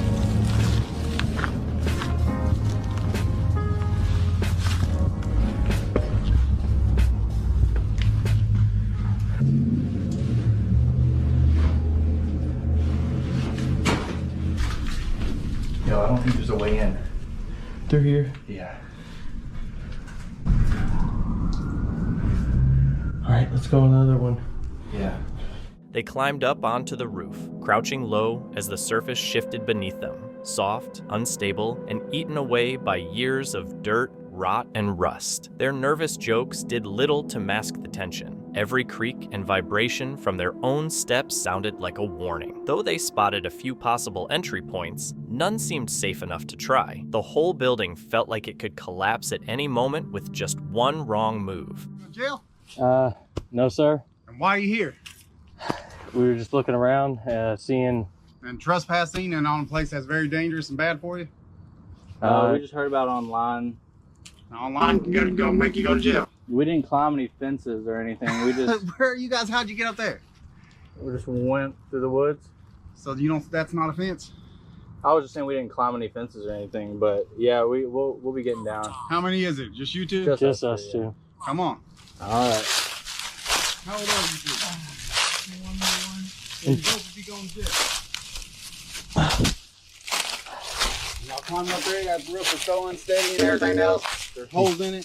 Yeah. Where y'all from? We're from Louisville. We go to places like this. I agree. Film it. I get that. Filming and everything else, but you're trespassing and everything else. We're told to take people to jail on this because it's dangerous. I understand. Yeah. Let's get going. All right, okay.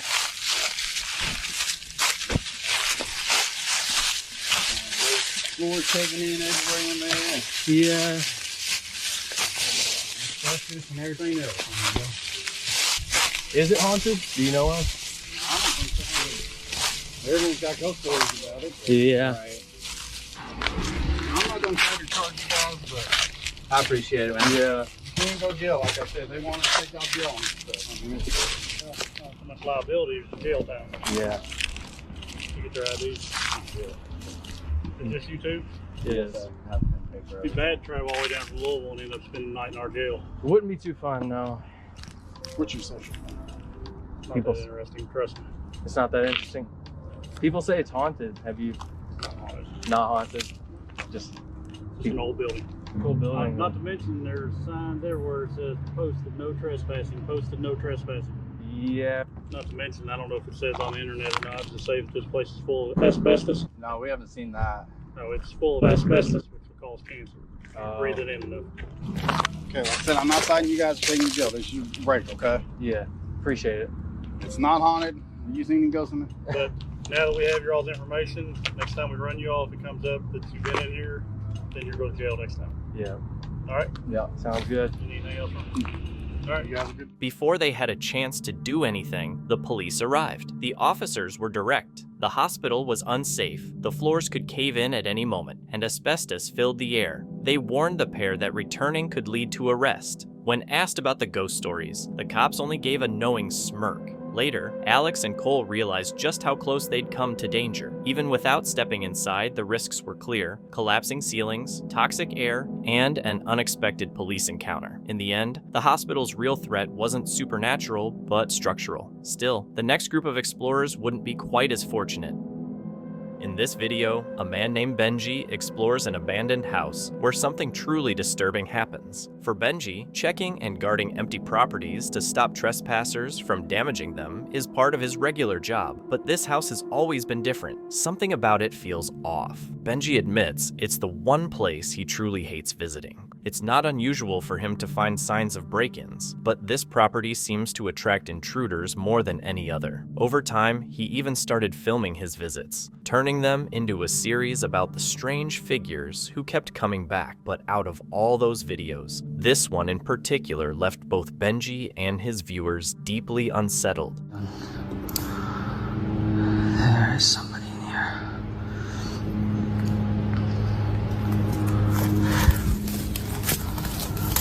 I know you're in there, man. Hello?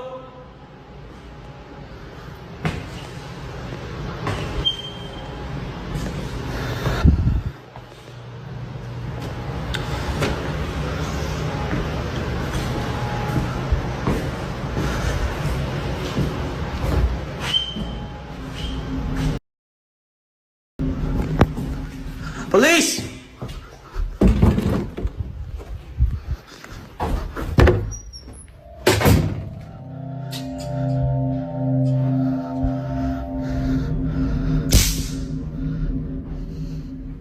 I know you're in there, man.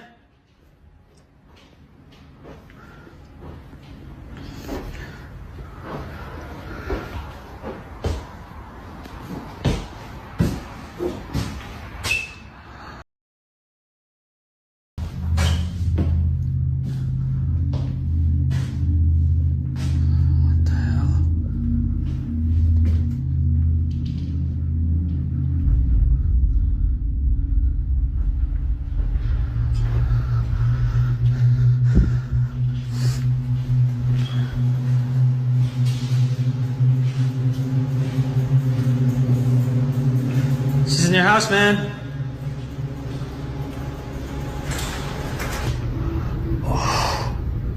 A door suddenly creaks open on its own, startling Benji. His first thought is that someone must have gotten inside, but the more he checks, the stranger it becomes. There are no signs of movement, no footsteps, no sounds of anyone leaving. After searching every corner, he convinces himself it was probably just a draft. Moments later, that idea falls apart when a dark figure steps out of a room that should have been empty. Hours later, Benji returns that evening, determined to find out what he really saw. Hello?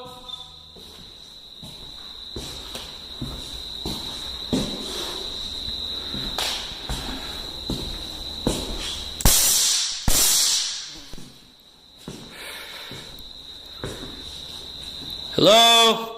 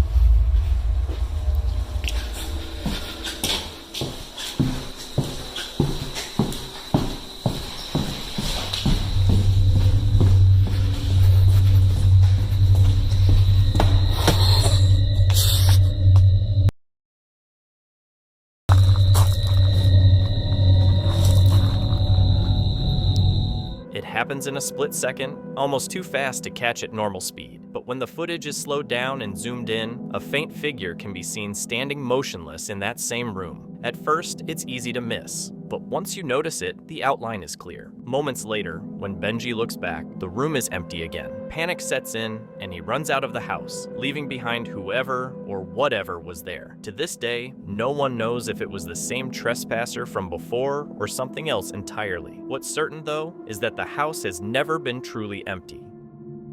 Eric Garner has been dealing with constant paranormal activity for 2 years. Oddly, the ghost seems to follow him everywhere. Every time he tries to drive it away, it only gets more aggressive. One night, the banging on his bedroom door woke him and his little dogs. This time, he was ready, flashlight and camera in hand.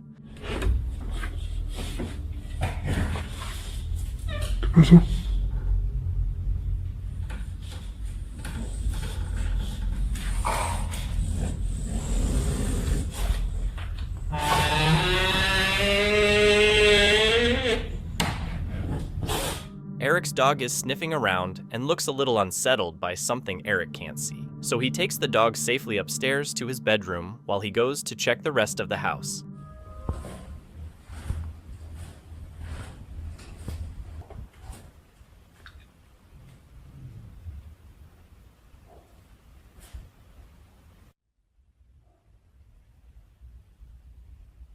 ¿Hay alguien aquí? A ver, espera. ¿Hay alguien aquí?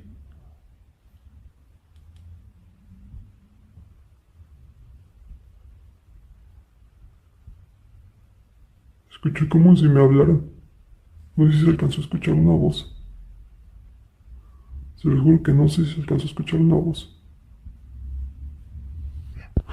Uy.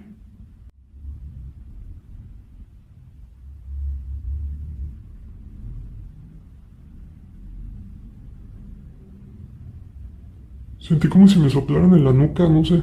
Como si me hicieran así como...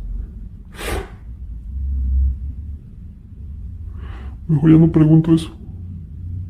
He felt a breeze at the back of his head, and his camera picked up the sound. No manches.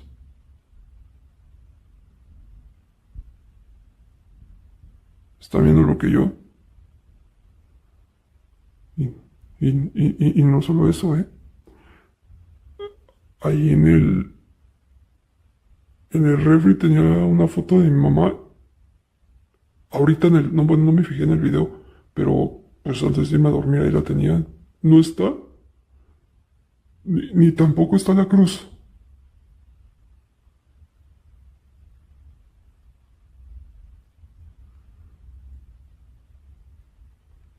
¿Qué pedo?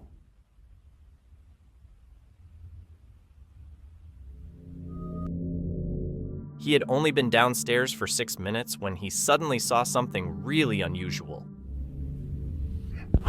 Uy. Uy. A cross on the living room wall and a photo on the fridge suddenly disappear. What's creepy is that Eric hasn't moved and has been standing in the same spot the whole time. No one could have snuck in and taken them without making a sound. What happens next is even weirder.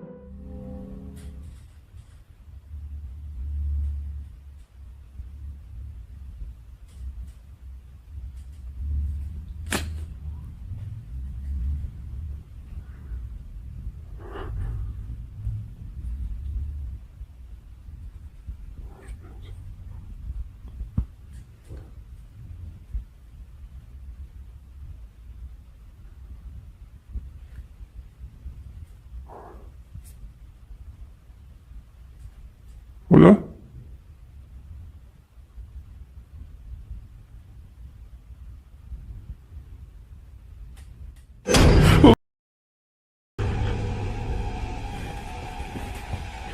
Mami.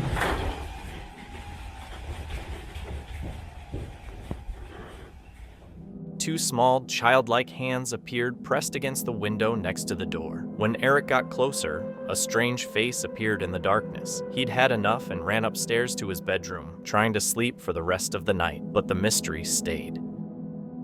Jake, a ghost hunter, went to the Doofine Orleans Hotel in New Orleans to investigate paranormal activity. Built in 1771, the hotel has a long, unusual past. It's been a hospital, a private home, and a bordello. It's known as one of the most haunted buildings in the city, with frequent reports of ghosts, strange noises, and mysterious sightings. Jake brought his ghost hunting gear, including an EMF detector, a spirit box, and an AI phone app to communicate with spirits. During his investigation, he heard footsteps, saw a creepy skeleton reflected in a mirror, and explored spots with reported hauntings, like the courtyard with a ghost, nicknamed the Worried General. When he stayed in room 111, loud crashing noises woke him during the night. The app on his phone even recorded a ghost that mistook him for James Bond, giving the haunting a strange and unexpected twist. Set up a straw on this cup and a device right here. So if you could touch that for me, that would be much appreciated.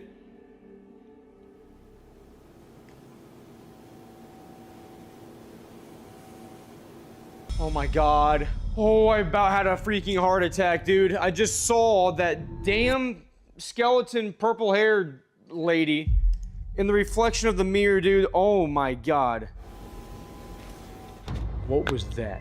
That was a footstep right there behind the bar, dude. Is May Bailey here or any other ladies of the night? I'm gonna get out my second piece of equipment, which is going to be the SPI app, which uses AI to listen for EVPs and spirit voices. The REM pod just went off. The REM pod just went off over there on the bar. I just made a full video. What was that? That was a beeping sound. The REM pod. That means it's detecting heat. Is that the old man?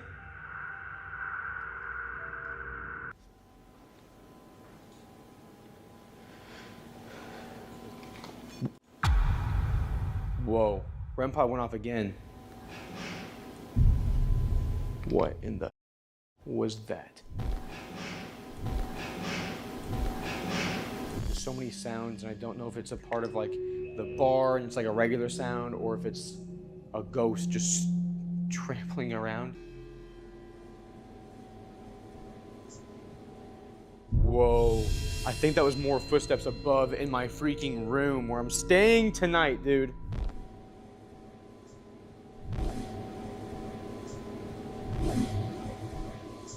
I'm gonna let that keep running in my pocket. I'm gonna take the REM pod, I'm gonna put it on the staircase.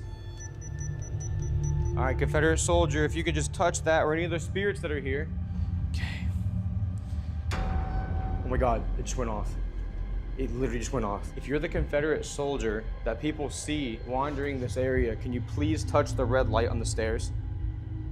Guys, one thing about New Orleans, and you saw this in the intro with how foggy the camera was, it is hot as here, dude. It is so hot. So people who stay in these rooms in this area, they oftentimes report hearing footsteps above them on these balconies, and that's said to be the angry Confederate soldiers. So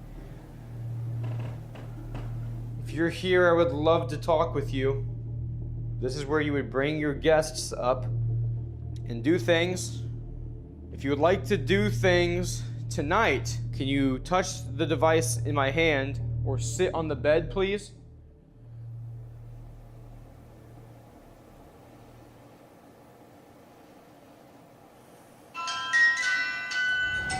Oh my God, was that me? Nope. I was standing still, you can see me on that camera, and it just lit up.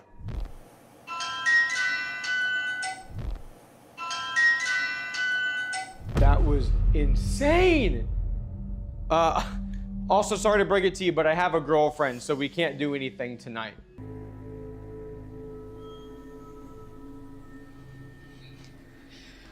Okay, there's one. That was not me. That just went off by itself.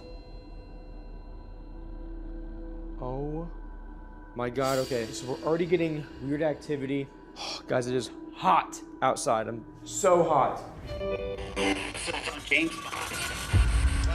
James Bond, okay. All right, I'm not, you think I'm James Bond? I'm James freaking Bond? Yes, exactly. No! It just said, yes, exactly. Oh my, that's because of me.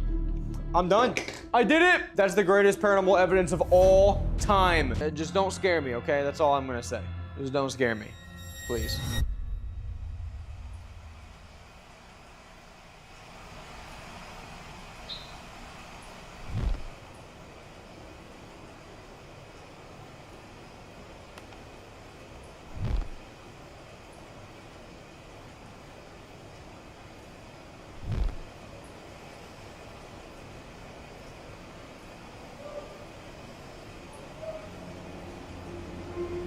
It's 8:30 in the morning and I just woke up and I heard like a loud crash on the floor. He made it through the night and shared his experience, but it leaves one wondering, was it all just the history of the building coming alive, or is something truly restless still roaming the halls? Moxley, a paranormal explorer from the UK, is known for checking out abandoned buildings, haunted forests, and other creepy places. On this night, he went to the famous Amityville house, known for strong paranormal activity. Like most of his explorations, he went in at night, which made it even more tense and unsettling. Is haunting this place? Who's haunting this place? There's definitely something here. That scream, was it residual? Or was it an actual person? I don't know. Just look at it.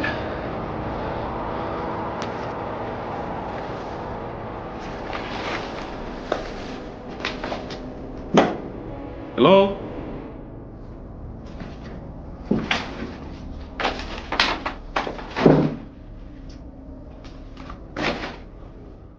As soon as Moxley stepped inside, the air felt thick, heavy, and silent. Soon after, he started hearing noises echoing around him, like shuffling coming from different parts of the house.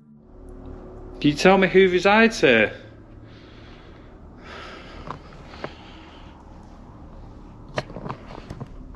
I definitely just heard like a scraping noise.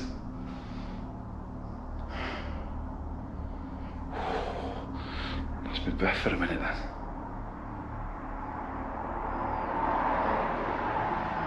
Who's here? If you're here, can you make yourself known to me? He called out, asking anyone inside to show themselves. Almost immediately, footsteps echoed through the empty house, coming from upstairs. The sound gave him chills. If you are here, can you make a noise for me, please? Can you come and speak to me?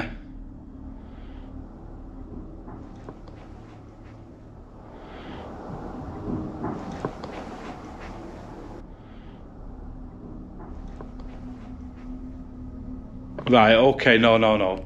Okay. That could have been a car going past that made that noise, I don't know.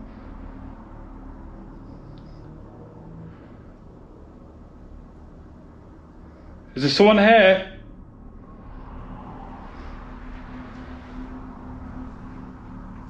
Why the hell have I decided to do this? It's okay when you're in a group. Deciding to investigate, Moxley carefully went upstairs. On the wall, he saw what looked like claw marks, suggesting something more sinister than just decay. Suddenly, he heard running sounds getting closer, which startled him, but he kept going. Right, this is where I was stood when I heard that noise. The voice. Right, I need to show you, there's nobody here.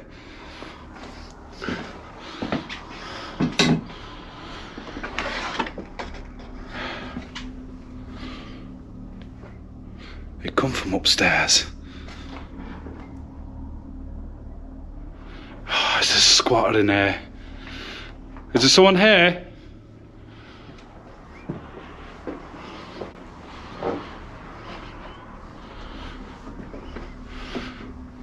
Just an urban explorer.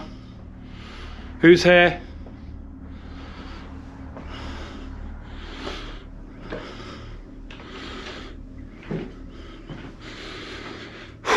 Don't jump out on me.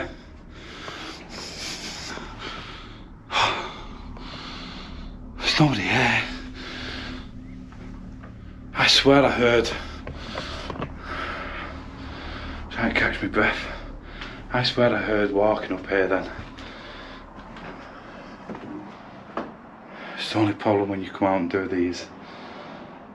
He set up a session in one of the rooms using his K2 and other spirit devices to try to capture any activity. The devices showed unusual readings, and then a loud bang came from downstairs. What the f***?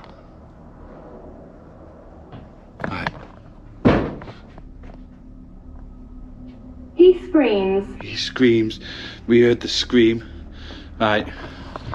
I'm a little bit on edge. That was something upstairs. Right, I'm going to keep recording this. I'm going to keep recording absolutely everything. Who's there?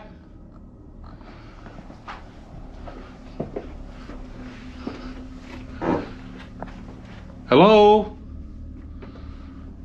Right, there's no way anybody else can be in here because I've been all over this place. Oh, it's just a table. It's got dodgy legs on it.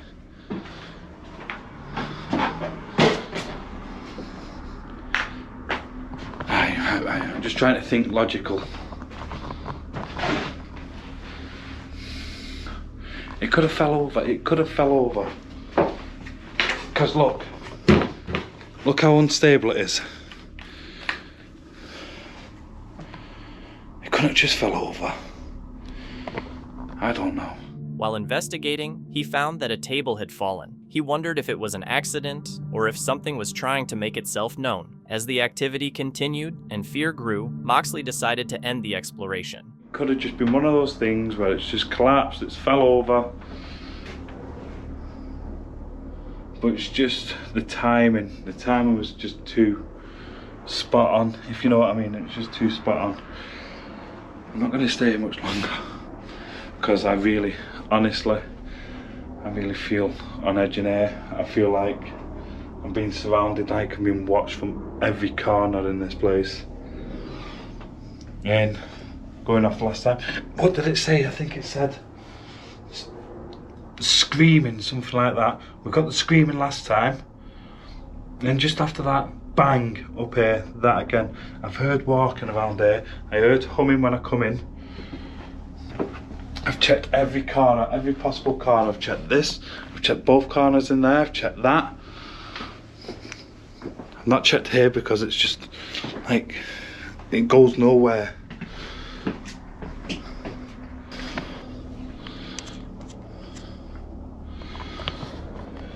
Right, so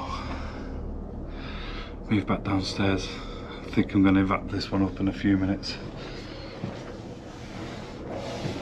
This place is just, I shouldn't have come here on my own. That's just the feeling I'm getting, a feeling like I shouldn't have come here on my own. I'm definitely going to have to sage down and everything when I get back to the car on this one. He admitted that going alone had been a mistake and said he planned to use sage to cleanse the house when he got back to his car. This investigation was a chilling reminder that some places aren't just abandoned, they're haunted, and the experiences inside can stay with you long after you leave. Thank you so much for watching. Don't forget to subscribe and hit the notification bell so you can stay updated with our latest videos.